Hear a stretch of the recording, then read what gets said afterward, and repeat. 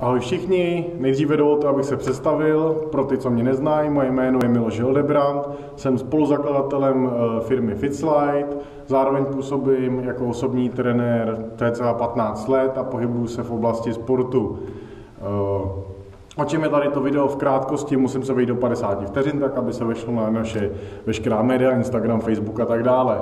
Tohleto video je o tom, aby vás informovalo, že od 3.10. pro vás budeme připravovat nová tréninková videa, tak abyste podle nás mohli cvičit doma.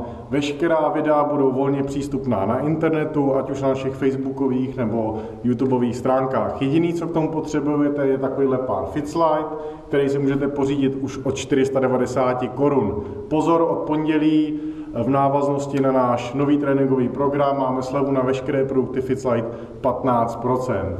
Neváhejte, ať jste připravení a 3.10. jdeme na to. Zdravím.